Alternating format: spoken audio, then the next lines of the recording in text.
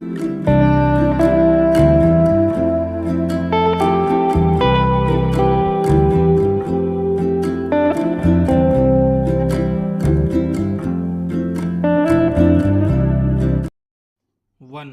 To three start. आदरणीय महोदय, बच्चों और विकलांगों की सेवा करने वालों का सम्मान करने के लिए मुझे आज यहाँ आकर बहुत प्रसन्नता हो रही है। मैं पुरस्कार जीतने वालों को उनकी निस्वार्थ सेवा और लगन से बच्चों और विकलांगों के कल्याण के प्रति की गई कोशिशों के लिए अपनी ओर से हार्दिक बधाई देता हूँ।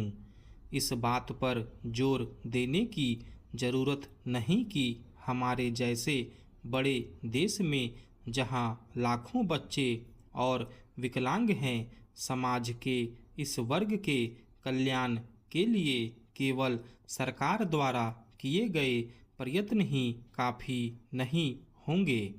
यह बहुत ज़रूरी है कि पूरे समाज को देश की कोशिशों में पूरा भाग लेना चाहिए।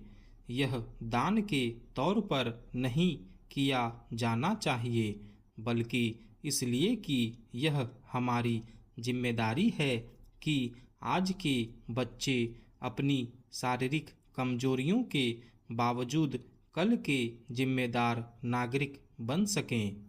इस संबंध में स्वयंसेवी संस्थाओं द्वारा निष्ठापूर्वक किए जा रहे काम की सराहना करनी होगी। यह सभी जानते हैं कि हमारा देश बच्चों के कल्याण में पूरी दिलचस्पी ले रहा है। वास्तव में उनके कल्याण की जिम्मेदारी को हमारे संविधान में विशेष स्थान दिया गया है। भारत उन थोड़े से देशों में से है जिन्होंने बच्चों के लिए समुचित राष्ट्रीय नीति अपनाई है। राष्ट्रीय नीति यह घोषणा करती है कि बच्चे हमारी सबसे महत्वपूर्ण संपदा है, जिनका पालन पोषण और विकास राष्ट्र की जिम्मेदारी है।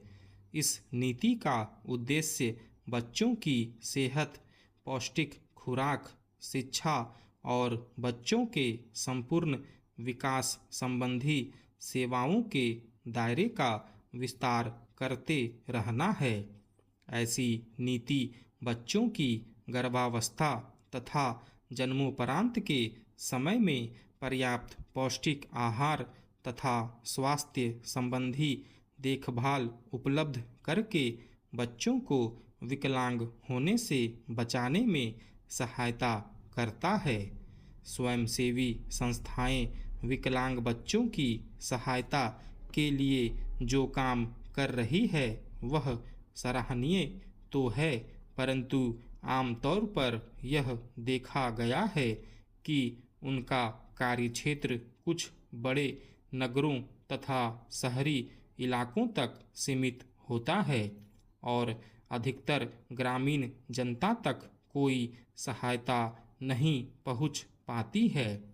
यह आश्चर्य की बात है कि विकलांगों की समस्याएं उनकी अपनी शारीरिक कमजोरियों से पैदा नहीं होती, जितनी विकलांगों के प्रति समाज के रवैये से होती है। उनकी मानसिक या शारीरिक कमी से कहीं ज़्यादा उनके प्रति पक्षपात की भावना उन्हें साधारण जीवन जीने में बाधा डालती है। इसलिए समाज और जाति द्वारा विकलांगता के खिलाफ किए जा रहे संघर्ष में पहला कदम यह है कि परिवार में विकलांगों को सामाजिक और भावनात्मक स्नेह प्राप्त हो। मुझे आशा है कि स्वयंसेवी संस्थाएं समाज के इन वर्गों की शारीरिक और आर्थिक सहायता के साथ साथ सामाजिक पक्षपातों को समाप्त करने के लिए भी काम कर रही है। यह जानकर बहुत खुशी होती है कि बहुत से प्रसिद्ध सामाजिक कार्यकर्ता और स्वयंसेवी संस्थाएं इस सराहनीय काम में लगी हुई है और वह हमारे बच्चों और विकलांग भाइयों के प्रति प्रेम और सहानुभूति की भावना का जीता जागता उदाहरण है। आदरणीय महोदय, मैं उम्मीद करता हूँ कि ये राष्ट्रीय पुरस्कार दूसरे लोगों को भी उनका अनुकरण करने की प्रेरणा देंगे तथा हमारे और अधिक देशवासी बच्चों और विकलांगों की सहायता के लिए आएंगे। बच्चों तथा विकलांगों और अपंगों के पालन पोषण की जिम्मेवारी वास्तव में खुद माँ बाप के कंधों पर होती है, परंतु कभी कभी और कहीं कहीं ऐसा भी देखने में आता है कि माँ बाप अपने फर्ज को नहीं समझते और अपने बच्चों की उपेक्षा करते हैं, तो ऐसा गलत काम करने वालों को सजा देने का कोई कानून नहीं है। मैं महसूस करता हूँ कि हमें समाज में ऐसी नैतिक शक्ति का विकास करना चाहिए जिससे माँ बाप अपने बच्चों के प्रति उचित व्यवहार करे। अगर माँ बाप ही अपने कर्तव्य का पालन करना छोड़ देंगे तो बच्चों को माता पिता का प्यार कहाँ से मिलेगा।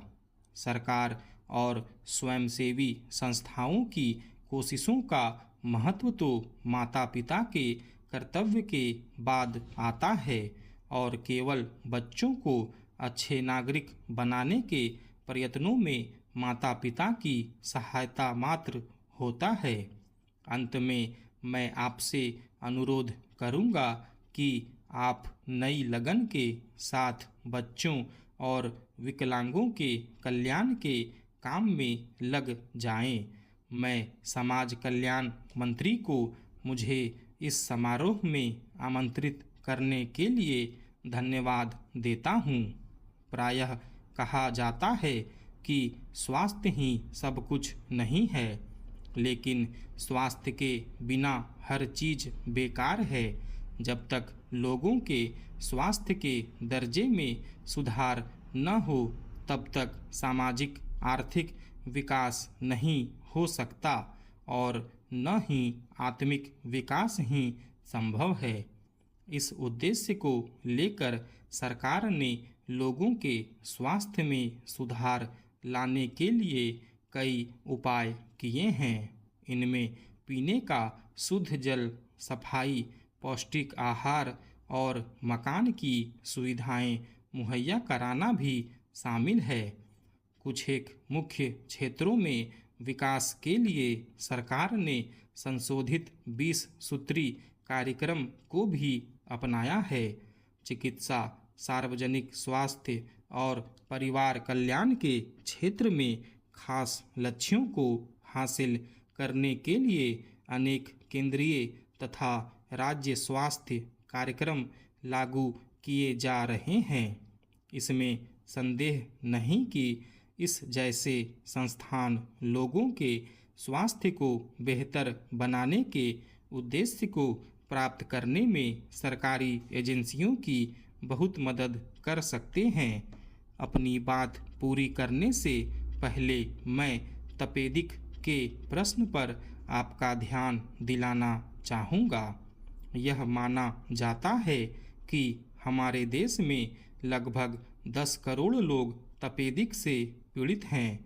सरकार ने 20 सूत्री कार्यक्रम में इस बीमारी को शामिल किया है और वह इस पर काबू पाने के लिए कई उपाय कर रही है, क्योंकि यह बीमारी दम्मा और फेफड़ों के कैंसर जैसी बीमारियों के अधिक नज़दीक है। इसलिए इस प्रतिष्ठान को तपेदिक पर काबू पाने और इसे खत्म करने के उपायों पर ध्यान देना चाहिए। मैं उम्मीद करता हूँ कि इमारत तैयार हो जाने पर यह प्रतिष्ठान ज़रूरतमंद लोगों की अधिक से अधिक सहायता कर सकेगा और उन लोगों की सेवा कर सकेगा जो यहाँ सहायता और राहत के लिए आएंगे। स्टॉप।